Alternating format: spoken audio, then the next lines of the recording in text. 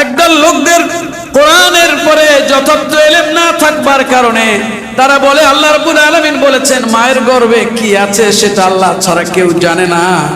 কিন্তু বিজ্ঞান তো আজকে জানে, কয়েক সপ্তাহ পরে বলে ছেলে না মেয়ে।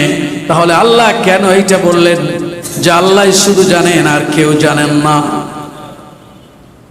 কোরআন আল্লাহ তাআলা এটা বলেছেন ওয়ায়ালামু মা ফিল আরহাম, সূরা লুকমানে আল্লাহ তাআলা বলেছেন ইন্নাল্লাহা ইনদাহু ইলমুস সাআ, নিশ্চয়ই আল্লাহর কাছে কিয়ামতের ইলম আছে। ওয়ায়ুনাজ্জিলুল গায়থ, বৃষ্টি তিনি বর্ষণ করেন।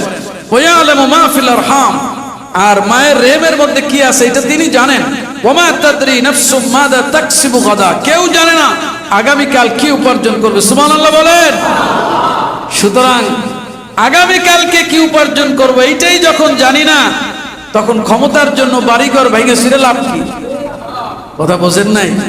কালকে কি উপার্জন করবে এইটা যখন জানেই না, তাহলে ক্ষমতার জন্য বাড়িঘর ভেঙে লাভ কি? ওই বাড়িতে তো আমি প্রবেশ করতে নাও পারি। ফাসাবরুন জামিল, সুতরাং বুদ্ধিমানের উচিত হলো উত্তম ধৈর্য ধারণ করা, ঠিক কিনা ভাইরা? ওমা তাদরি নাফসুম বিআইয়ি আরদিন তামুত, এটাও জানে না কোন জমিনে সে মৃত্যুবরণ করবে। সুবহানাল্লাহ বলেন। জানেন কে? তাহলে ওয়ায়ালামু মা ফিল আরহাম, মায়ের গর্ভের মধ্যে কি আছে এটা জানেন কে? এর অর্থ হলো মায়ের গর্ভে থাকা ওই ভ্রূণ, ওই গর্ভস্থ সন্তান গুন্ডা হবে না নেককার হবে জানেন কে? প্রতিবন্ধী হবে না স্বাভাবিক হবে জানেন কে? জ্ঞানী হবে না পাগল হবে জানেন কে? উপকারী হবে না ক্ষতিকারক হবে জানেন কে? এটা জানার কোনো ক্ষমতা বিজ্ঞানের আছে? গোশতের ছাউনি পরিয়ে দেয়া হলো, 6টা স্তর পার হয়ে গেল। এখন আপনি আমি মায়ের গর্ভের ভিতরে একটি পূর্ণাঙ্গ মানুষের রূপ এসে গেছে। সুবহানাল্লাহ বলেন। বাকি রয়েছে আপনার আমার চেহারা, হাত পা অঙ্গ প্রত্যঙ্গের সুগঠিত রূপ। সুবহানাল্লাহ বলেন। আল্লাহ তাআলা বলছেন সুম্মা আনশানাহু খালকান আখার, বান্দারে শেষ পর্যায়ে এসে গেছো তুমি, এবার আমি তোমার নতুন এক রূপে দাঁড় করিয়েছি। সুবহানাল্লাহ বলেন। নতুন রূপ কি? হুয়াল্লাযী ইউসাউবিরুকুম ফিল আরহামি কাইফা ইয়াশা, আমি যেমন চেয়েছি বান্দারে তোরে তেমন একটা পূর্ণ আকৃতি আমি দান করলাম। সুবহানাল্লাহ বলেন। তোর হাত পা সব চলে আসলো, চূড়ান্ত রূপের জীবন তোর মধ্যে আমি প্রবেশ করাই নাই। এবার আমি আমার রূহ ফুঁকে দিলাম। সুবহানাল্লাহ বলেন। আল্লাহ তাআলা সপ্তম স্তরে এসে সৃষ্টির সৌন্দর্য এবং আকৃতির পূর্ণতা দান করে দেন আর রূহ ফুঁকে দেন। রূহ ফুঁকে দিলেই আমরা জীবন্ত হয়ে উঠি। সুবহানাল্লাহ বলেন। রূহ জীবন, এইটা কি বিজ্ঞানের পক্ষে দেওয়া সম্ভব? এতক্ষণ যা বললাম এর কোনটা দেওয়া সম্ভব? এইরকম প্লাস্টিক সিলিকন দিয়া একটা হাত বানানো হয়, এইটা বানাইতে বানাইতে বিজ্ঞানীর কয় গোষ্ঠী মারা গেল, শেষ হয়ে গেছে। প্লাস্টিক সিলিকন দিয়া, কথা বোঝেন নাই? একটা আঙুলের ডগা বানানো সম্ভব? দেখেন আল্লাহ তাআলা বলছে এই বান্দা ওয়াফি আনফুসিকুম আফালা তুবসিরুন, শুনতেছেন? তোর মধ্যে আমি আল্লাহর অস্তিত্বের প্রমাণ আছে, আমি আল্লাহ আছি এর প্রমাণ আমি তোর দেহের মধ্যে রাখছি। আফালা তুবসিরুন, তুই দেখো না?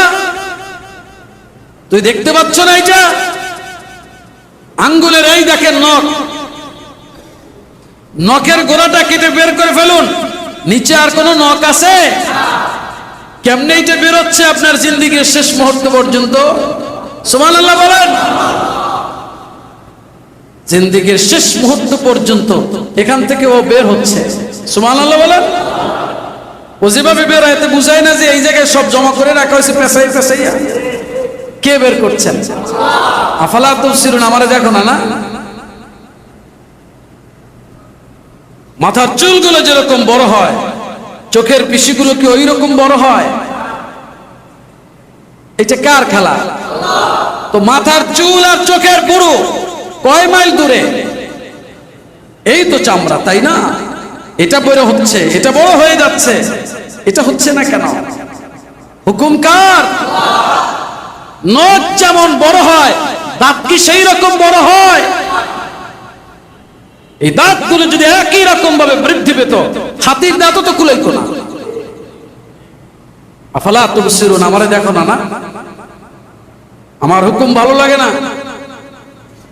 প্রিয় ভাই সব, 7টা স্তরে এসে আমাদের সৃষ্টির পূর্ণতা পেল। সুবহানাল্লাহ বলেন।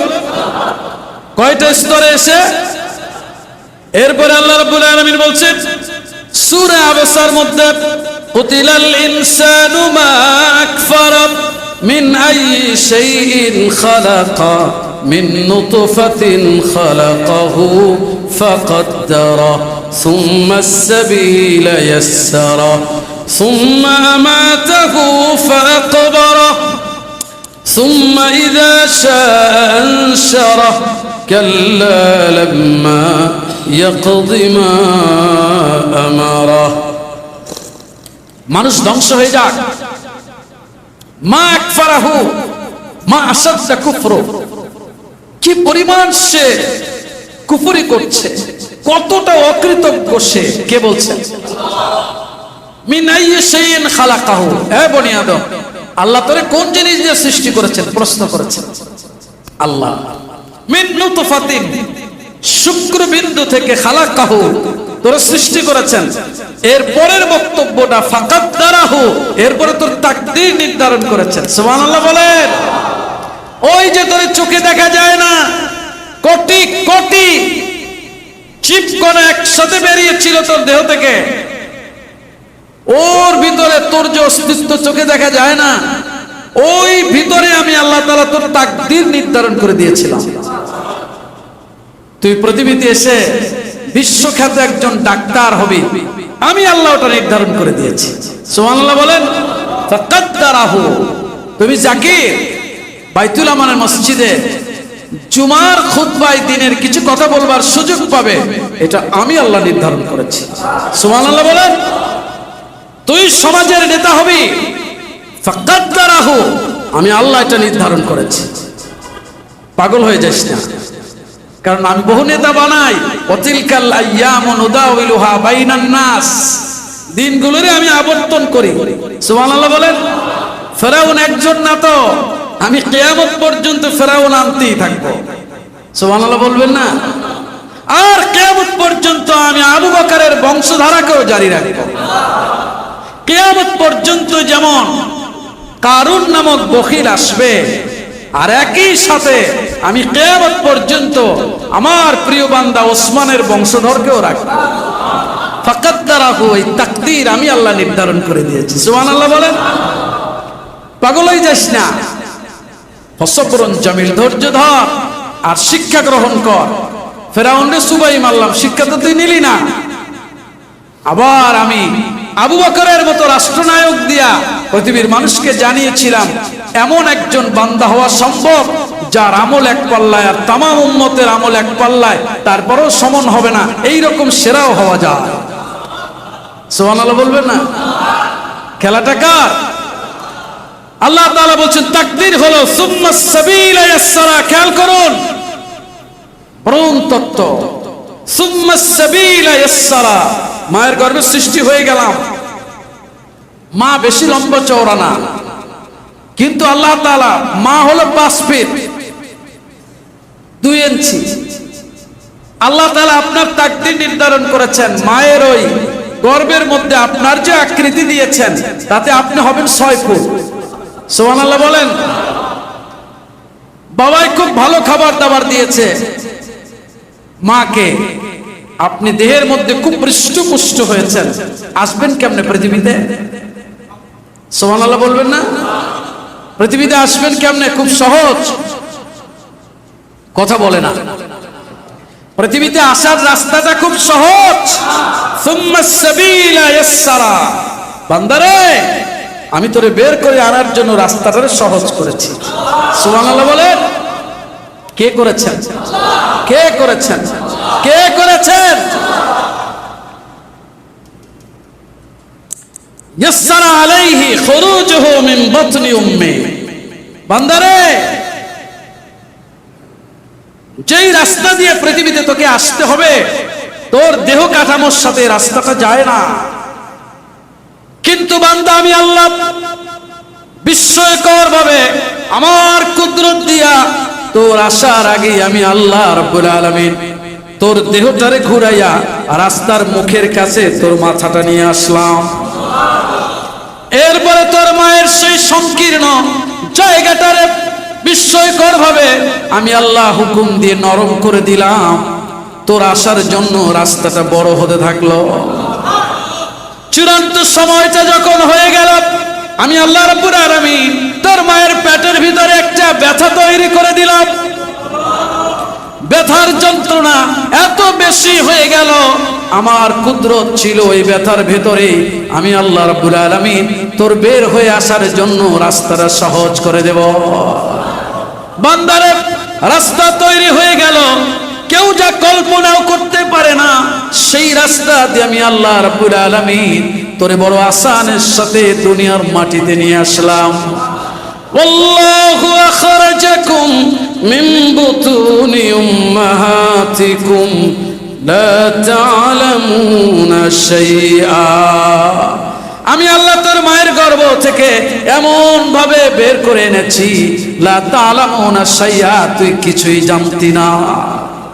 وجعل لكم السمع والأبصار والأفئدة لعلكم تشكرون। অতঃপর বান্দারে, আমি তোরে দেখার শক্তি দিয়েছি, শোনার শক্তি দিয়েছি, আর ভাবার মতো হৃদয় দিয়েছি। লাআল্লাকুম তাশকুরুন, যাতে বান্দা তুমি আমার শুকরগুজারি বান্দা হয়ে যাও। তুই দুনিয়ায় আসার আগে আমি আল্লাহ তোর খাদ্যের প্রয়োজন পূরণ করেছি।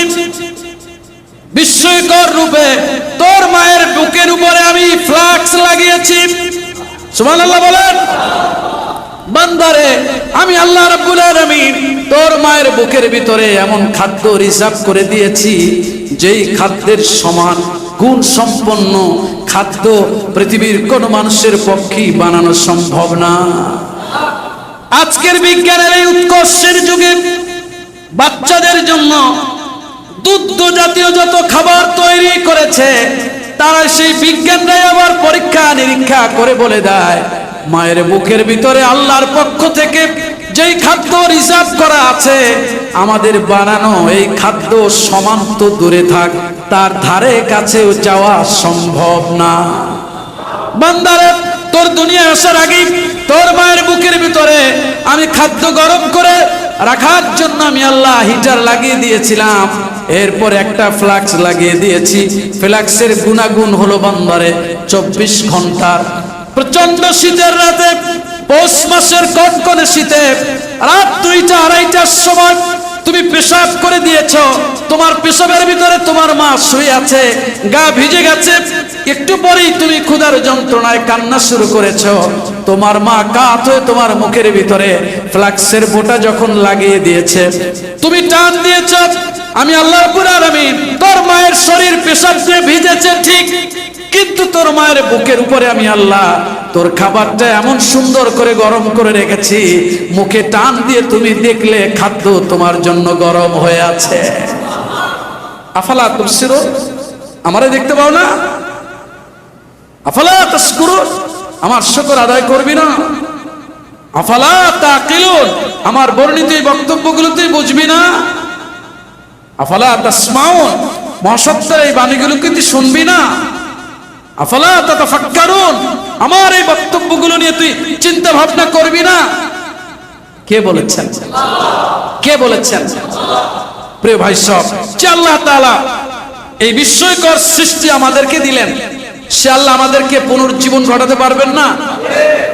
এসব নিয়ামত যিনি দিলেন, আমাদের উচিত কি সে আল্লাহর গোলামি করে না দূরে যাওয়া? পাগল হয়ে গেছে, ফজরের আগে মরণ হবে খবর নাই, দিনের বেলায় ক্ষমতার শেয়ারের জন্য মারামারি করছে। ফজরের আগেই তোর অ্যালাউন্স হবে মাইকে, তুমি চলে গেছো, শেষ, সব শেষ। সারা পৃথিবী মিলেও তোরে আর জাগাতে পারবে না। খেলাটা কার? এটাও কি তুই দেখো না?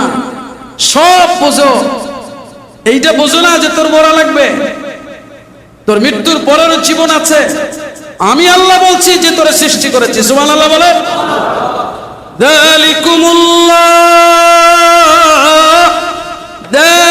যালিকুমুল্লাহু রাব্বুকুম লাহুল মুলক।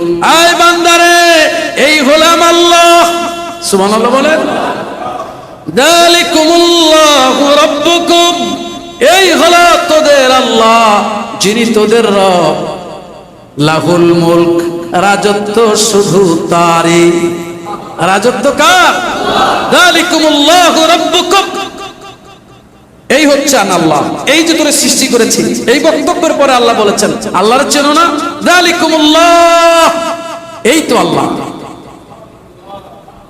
রাব্বুকুম, তোদের প্রভু। লা ইলাহা ইল্লাহু, তিনি ছাড়া কোনো মাবুদ নাই। লাহুল মুলক, রাজত্ব একমাত্র তার। কার? ক্ষমতাটা কার? ক্ষমতাটা কার? ক্ষমতা কার? এটাও বোঝো না যে পৃথিবী খ্যাত ক্ষমতাশীল গুলোরে মারলাম তো আমি, কাউরে সুবাইয়ে মারলাম, কাউরে পাসরাইয়ে মারলাম, কাউরে কিলাইয়ে মারলাম, কাউরে মাটির তলে নিয়ে মারলাম, কত কায়দায় মারলাম, তাও বোঝো না যে ক্ষমতা আমার। কে বলেছেন? ফান্না তুসরাফুন, তাহলে তোমাদের চাবি কাঠি নাচছে কে? কোথায় গিয়ে ধোকা খাচ্ছ? দৌড়াও কেন এদিকে ওদিকে? সিরাতে মুস্তাকিমের দিকে ছুটে চল। আল্লাহ তাআলা আমাদের বোঝার তৌফিক দান করুন।